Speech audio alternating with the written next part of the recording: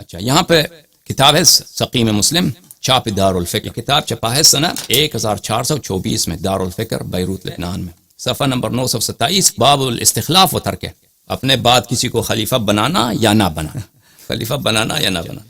یہ روایت ہے 4607۔ ابن عمر کہتا ہے کہ میں اپنی بہن حفصہ کے پاس گیا تو حفصہ نے کہا کہ تجھے پتا ہے، کیا تو نے سنا ہے، تجھے پتا ہے کہ تیرے ابے جو ابھی ان کو چاقو لگی ہے، خنجر لگا ہے ان کو، یہ مرنے لگے ہیں، وہ کسی کو خلیفہ نہیں بنا کے جا رہے، یعنی وصیت نہیں کر کے جا رہے، جیسے ابو بکر نے عمر کے لیے وصیت کیا ہے، عمر مرنا ہے لیکن وہ کسی کو وصیت نہیں کرنا چاہتے، آپ کو پتا ہے۔ تو میں نے کہا ما کان لیفعل، میں نے کہا کہ ایسا بیوقوف وانا بات نہ کرو، میرے والد کیسا ایسا کام کر سکتا ہے، کیونکہ اگر خلیفہ مر جائے اپنے بعد کسی کو خلیفہ کو تعین نہ کرے تو یہ نہایت حماقت والی بات ہے، ٹھیک ہے نا، ما کان لیفعل، یہ ہو ہی نہیں سکتا۔ تو انہوں نے خود جو ہے عزیزو کہ یہ اپنے بعد شخص دنیا سے جاتا ہے، اپنے بعد لوگوں کو ان کے لیے وصیت نہیں کرتا کہ تم خلیفہ ہو، تمہارا میرا جانشین کون ہے، یہ خود نہایت ایک قبیح کام ہے، ان لوگوں نے خود کیا کیا ہے، اعتراف کیا۔ تو حفصہ نے کہا انہ فاعل، وہ یہی کر لے گا، تو میں نے قسم کھایا کہ میں عمر سے بات کروں گا۔ تو یہ عزیزو، تو یہ حفصہ کیوں ابن عمر سے کہہ رہا ہے، ابن عمر سے کہہ رہی ہے؟ وجہ یہ ہے کہ حفصہ کو خواہش ہے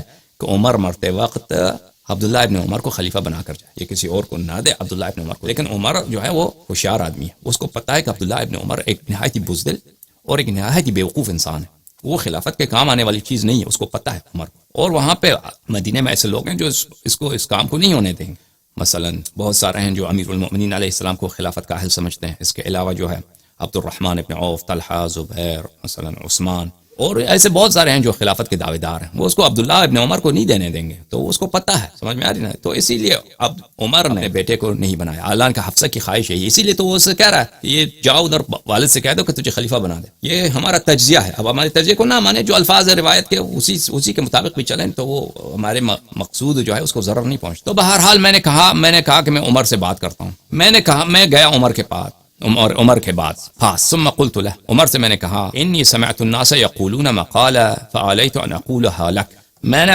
کچھ باتیں سنی ہیں، میں آیا ہوں آپ کے پاس وہ باتیں کرنے کے لیے۔ عبداللہ ابن عمر اپنے ابے عمر سے کہہ رہا ہے، زعموا انک غیر مستخلف، لوگ کہتے ہیں کہ آپ جو ہیں مستخلف نہیں ہیں، کسی کو اپنے بعد اپنا وصی بنا کر نہیں جا رہے، اپنا جانشین بنا کر نہیں جا رہے۔ وَإِنَّهُ، وہ کہہ رہے ہیں کہ عبداللہ عمر کی بات سنی، اور عمر ان کی اس بات سے توافق کرتا ہے، موافقت کرتا ہے، خوب سنیے کیا ہے، وَإِنَّهُ، بے شک، لَوْ كَانَ لَكَ رَاعِي إِبْلٍ أَوْ رَاعِي غَنَمٍ، اگر اے عمر، اگر تیرے پاس اونٹوں کا ایک چرواہا ہو یا لیمز کا، شیپ کا، بیڑ بولتے ہیں تم، اس کا ایک چرواہا ہو، بکریوں کا چرواہا ہو، ثُمَّ جَاءَكَ وَتَرَكَهَا، اور وہ چرواہا کو تم نے دیا ہے کہ بھئی یہ گلہ ہے، یہ جماعت ہے کس کا، اونٹوں کا یا بکریوں کا یا گدھوں کا، اس کو لے کے جاؤ ادھر صحرا میں، اس کو چرانے کے لیے، یہ چرواہا واپس آ جائے، وہ ترکہا، اور اس کو ایسے ادھورا چھوڑ دے، ایسے بغیر کسی بندوبست کرنے کے بغیر کہ کوئی شخص اس کی دیکھ بھال کرے پھر آ جائے، اس کے بغیر ایسے ہی آ جائے، یعنی ایک چرواہا آپ کے مویشیوں کو صحرا لے کے گیا ہے اور بغیر اس کے کوئی ایک دوسرے چرواہے کو وہاں پہ معین کرے، وہ ایسے ہی واپس آ گیا، یعنی جانشین تعین کرنے کے بغیر واپس آیا ہے، ٹھیک ہے نا۔ چرواہا جو واپس آتا ہے، مثلا مدینہ کے باہر ہے، 1 گھنٹے کا راستہ ہے، وہ 1 گھنٹے کے لیے آ جاتا ہے شہر میں، کھانا لینے کے لیے، کچھ لینے کے لیے، پھر اسی دن یا اگلے دن واپس چلا جاتا ہے، ٹھیک ہے نا۔ وہ ہمیشہ کے لیے تو نہیں آیا، ہمیشہ کے لیے تو نہیں آیا، 1 دن کے لیے آیا، ٹھیک ہے نا، 1 دن کے لیے آیا۔ لیکن اگر یہی کام کرے ایک چرواہا تعین کرنے بغیر، ایک چرواہا اپنے جگہ اپوائنٹ کیے بغیر کیا ہو، رأیتہ ان قد ضیع، اے عمر تو خود کہے گا، عبداللہ ابن عمر اپنے ابے سے کہہ رہا ہے کہ اے عمر تو خود کہے گا کہ یہ شخص غدار ہے، یہ شخص خائن ہے، اس نے ہمارے مویشوں کو اس نے ضائع کیا، ہمارے گدوں کو، ہمارے اونٹوں کو، ہمارے بکریوں کو اس نے ضائع کیا، یہ غدار ہے، ٹھیک ہے نا۔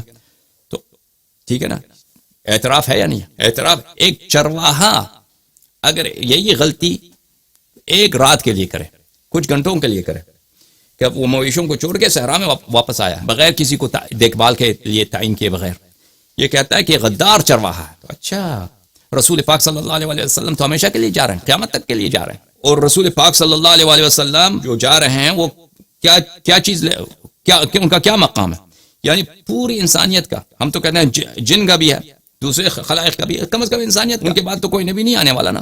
ان سب کے ہدایت کی ذمہ داری کس نے کی ہے؟ رسول پاک صلی اللہ علیہ وسلم. تو نہ قرآن کو جمع کیا، نہ سنت مدون، صحابہ کی وہ حالت ہم سب آپ کو بتا چکے ہیں.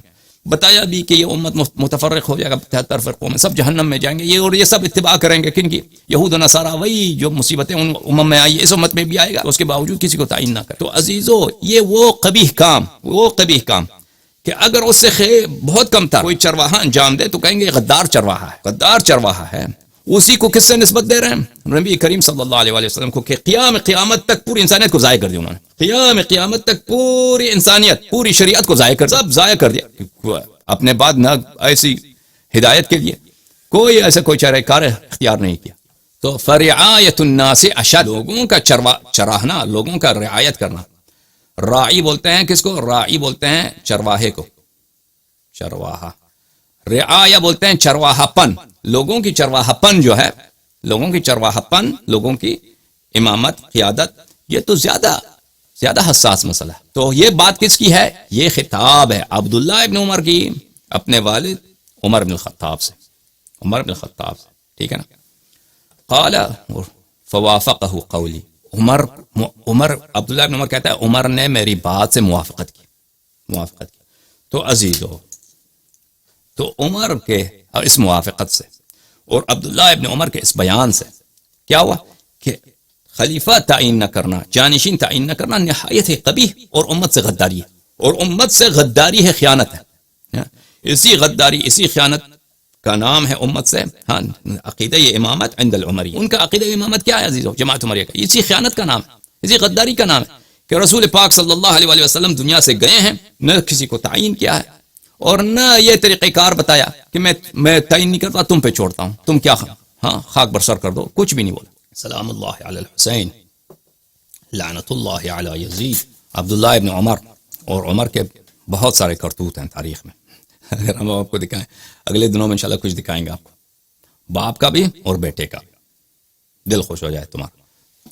تو جماعت عمریہ کے پاس کیا طریقہ کار ہے خلیفہ بننے کا؟ کوئی شرعی طریقہ کار نہیں ہے عزیز. کوئی خلیفہ بننے کا کوئی شرعی طریقہ کار نہیں ہے. یعنی شرعی سے مراد کیا ہے؟ شریعت سے مراد ہم یہ لیتے ہیں کہ وہ جو اللہ کا حکم ہے، جو رسول پاک صلی اللہ علیہ وسلم کا فرمان ہے، وہ ہے شریعت. اب بعد میں لوگ کیا کہتے ہیں؟ لوگوں کے نظریات کیا؟ یہ شریعت نہیں، یہ لوگوں کے نظریات. بعد میں خلفاء نے کیا یہ لوگوں کے افعال ہیں، یہ کوئی وحی نہیں ہے. وحی اللہ کی جانب سے جو ہدایت ہے وہ وہی ہے. وما ينطق عن الهوى ان هو الا وحی یوحى. نبی کریم صلی اللہ علیہ وسلم کی سنت اور اللہ تعالیٰ نے جو قرآن میں فرمایا، ان کے نزدیک تو کچھ بھی نہیں ہے. وہ یہی کہتے ہیں کہ رسول پاک صلی اللہ علیہ وسلم دنیا سے گئے، کسی کو جانشین تعین نہیں کیا اور یہ بھی نہیں بتایا کہ تم کیا کرو. ٹھیک ہے نا. یہ ان کا عقیدہ امامت ہے. اگر ہم مزید کچھ نہ بھی بولیں نا عزیزوں، ان کے نظریہ یہ امامت کے ابطال کے لیے بہت کافی. بہت سارے قبائح ہم نے بتایا. اگر تم ہماری باتوں کو ان 3 تقریرات میں، 3 لیکچرز میں جو ہم نے بتایا آپ کو، اس کو پیش نظر رکھو تو اس میں قبائح آپ کو بہت سارے نظر آئے. اب ان کے نزدیک کیا ہے خلیفہ اور امام بنانے کا طریقہ کار؟ حدیث تو کچھ بھی نہیں ہے اور اللہ آپ کا بھلا کرے، آیت قرآن کچھ بھی نہیں ہے. لیکن وہ انہوں نے 3 طریقہ کار کہتے ہیں یہ شرعی طریقہ ہے. شرعی اس لیے کہ وہ بادشاہوں نے، خلفاء نے یہ کام کیے ہیں، بادشاہوں نے اور خلفاء نے یہ کام کیے ہیں. وہ 3 طریقہ کار بالاختصار ہم آپ کو بتاتے ہیں. یہ کتاب ہے الامامۃ العظمی عند اہل السنۃ والجماعہ، تالیف الشیخ عبداللہ ابن عمر ابن سلیمان الدمیجی، طبع الدار الطیبہ. اچھا، یہاں پہ صفحہ نمبر 125. یہ نہایت ایک بہت ہی تحقیقی کتاب ہے. نظریہ امامت و خلافت کیا ہے جماعت عمریہ کے نزدیک. الفصل الرابع طرق انعقاد الامام، کہ ایک امام کیسے امام بنتا ہے، امامت منعقد ہونے کے طریقے. عند النظر الى نصوص الكتاب والسنة فإننا لا نجد هناك نصا صريحا في تعيين الطريقة التي تثبت بها الإمامة للإمام.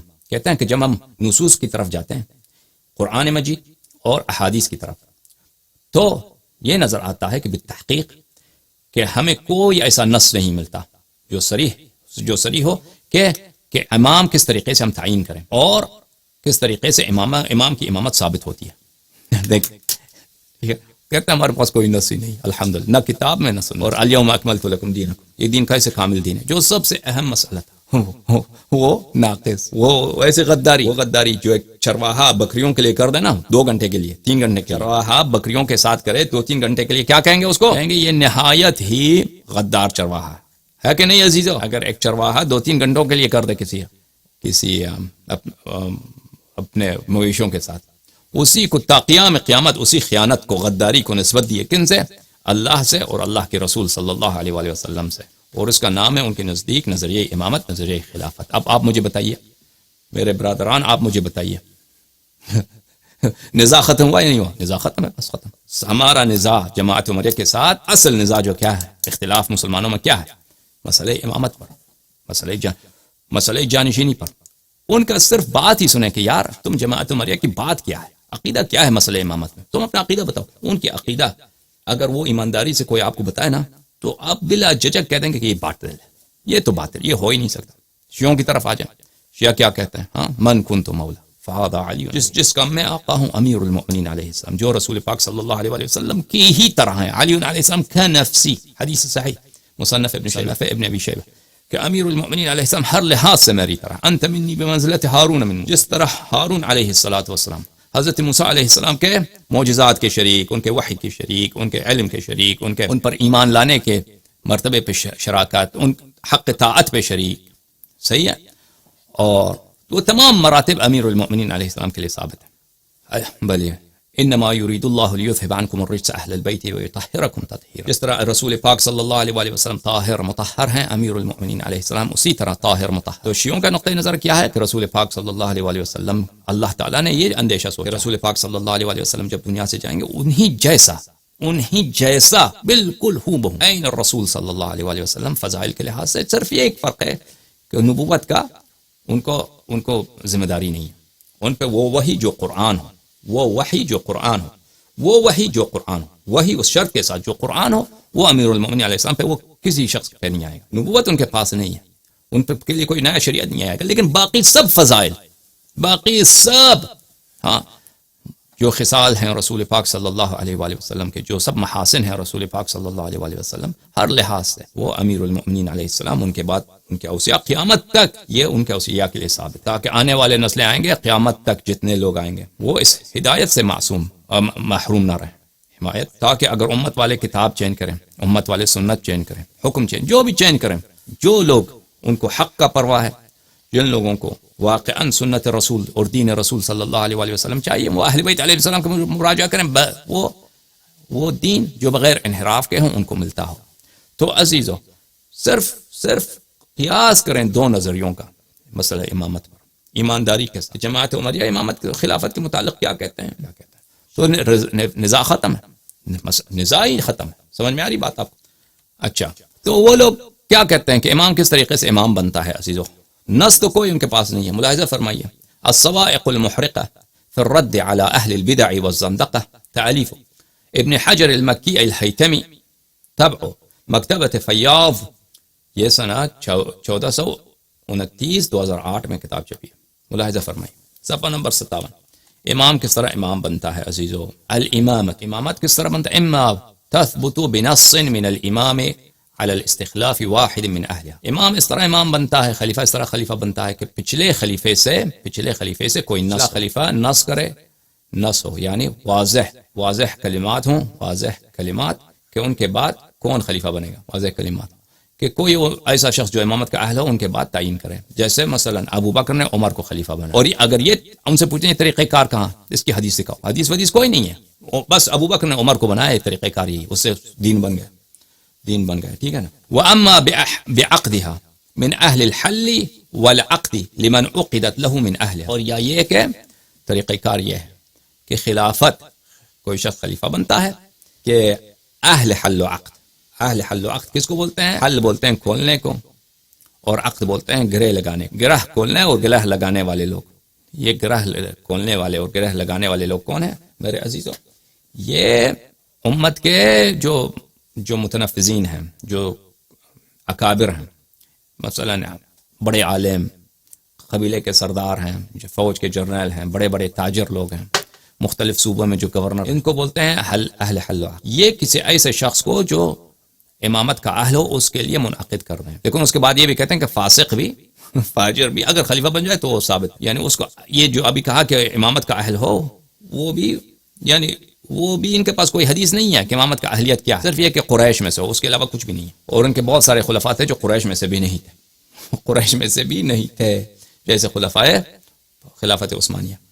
وَإِمَّا بِغَيْرِ ذَلِكَ، تو کتنے طریقے ہو گئے؟ ایک طریقہ یہ ہے کہ پچھلا امام اگلے امام کو تعین کرے، دوسرا طریقہ کار یہ ہے کہ اہل حل و عقد کسی کو تعین کرے۔ اچھا اہل حل و عقد، اس کے لیے کوئی حدیث ہے ان کے پاس؟ کوئی حدیث روایت نہیں، آیت قرآن کچھ بھی نہیں ہے، یہ سب دین بناتے جاؤ، دین بناتے جاؤ۔ اور یہ اہل و عقد کس کو بنائے؟ کہتے ہیں وہ ایک فرد بھی کسی کے ساتھ بیعت کرے، دو فرد بھی کسی، تین فرد بھی کسی کے ساتھ بیعت کریں، وہ خلیفہ بن جاتا ہے، باقی امت سب پہ واجب ہے کہ اس کے ساتھ، یعنی یہ الیکشن کی بات نہیں ہو رہی ہے، اہل حل و عقد یہ کوئی الیکشن نہیں ہے، اس کا تم نہ سمجھو کہ یہ کوئی الیکشن کی بات ہو رہی ہے، جمہوریت، کوئی جمہوریت نہیں ہے۔ قبیلے کے دو سردار کسی شخص کے ساتھ، دو مجتہدین کسی شخص کے ساتھ بیعت کریں، تین مجتہد کسی شخص کے ساتھ، وہ امام بن جاتا ہے۔ یہ کہ اکثریت کی بات نہیں ہے یا اقلیت کی بات نہیں ہے، یہاں پر الیکشن کی کوئی بات نہیں ہے۔ یہ تو عزیزو، یہ جو مسلمان روشن خیال لوگ ہیں، وہ اسلام کے نام کو روشن کرنے کے لیے وہ جھوٹ بولتے ہیں کہ اسلام میں جمہوریت ہے۔ یہ بیعت جو ہے میرے عزیزو، یہ الیکشن اور ووٹ کا نام نہیں ہے، بیعت اس کا نام نہیں ہے، اور اہل حل و عقد یہ کسی پارلیمنٹ کا نام نہیں ہے۔ یہ لوگ جو کہتے ہیں، یہ پہلی بات تو یہ کہ اس کی نہ حدیث ہے نہ روایت ہے، اس کے یہ صرف علماء کے فتوے ہیں۔ یہ علماء کے جو فتوے ہیں، اس کا طریقہ کار کیا ہے؟ اس کا نہ الیکشن سے کوئی تعلق ہے، نہ پارلیمنٹ سے کوئی تعلق ہے، اور نہ ووٹنگ سے کوئی تعلق ہے، اور نہ جمہوریت سے کوئی تعلق ہے۔ یہ بس ایک طریقہ کار جو پہلے چلتا رہا ہے خلفاء کے زمانے میں، بنی امیہ کے زمانے میں، بنی عباس کے زمانے میں۔ اس کے بعد مثلا ایک خلیفہ مر گیا، اس کو مار دیا کسی نے، تو فوراً 2 آدمی 3 آدمی 5 آدمی 10 آدمی جنرل جو ہے کسی کے ساتھ بیعت کرتے، وہ خلیفہ بن جاتا ہے، بس خلیفہ بن گیا، ختم بات۔ اس کے ساتھ اب لڑنا حرام ہے، وہ سب مسلمانوں کا شرعی خلیفہ ہے، اس کی طاعت واجب ہے۔ سمجھ میں آ رہی بات؟ یہ ہے ہو رہی ہے۔ اچھا، وَإِمَّا بِغَيْرِ ذَلِكَ، اور تیسرا طریقہ جو ہے بغیر ان دو طرق کے، دو طریقے تو اس نے بتا دیے، ایک نص ہے، ایک استخلاف ہے، ٹھیک ہے نا، ایک استخلاف ہے یعنی وصیت استخلاف، ایک کیا ہے اہل حل و عقد، دوسرا طریقہ۔ تیسرا طریقہ کہتا ہے بغیر ذالک، کہتے ہیں ایک تیسرا طریقہ بھی ہے، اس کو میں نام نہیں لیتا، اور نام کیوں نہیں لیتے؟ ابن حجر پتھر کے بیٹے، پتھر دا پتر ابن حجر، تو نام کیوں نہیں لیتا بغیر؟ کہتا ہے تیسرا طریقہ بھی ہے اس کے علاوہ، وہ اس کا کام وہ مبین فی محل، وہ کہتا ہے وہ دوسرے کتابوں میں لکھا گیا ہے۔ اچھا، وہ تیسرا طریقہ کیا ہے وہ بھی تو بتاؤ نا، اس کی بھی کوئی حدیث ہے نہیں ہے؟ من کتب الفقہاء وغیرہ ہیں، فقہاء متکلمین نے اپنے کتاب میں بیان کیا۔ اچھا، وہ کون سے طریقہ کار وہ بتاتا نہیں ہے، کیونکہ وہ نہایت ہی قبیح ہے۔ وہ کیا ہے کہ جو بھی فاسق فاجر شخص تلوار کے ذریعے، قتل و غارت کے ذریعے مسلمانوں پہ مسلط ہو جائے، اس کی بھی خلافت شرعی ہے، اس کی خلافت بھی شرعی۔ تو یہ 3 طریقے ہیں لوگوں کے پاس میرے عزیزو۔ اب میں کچھ تک گیا ہوں، 1 گھنٹے سے زیادہ میں نے بات کی ہے، اب اسی مقدار پہ کفایت کرتے ہیں۔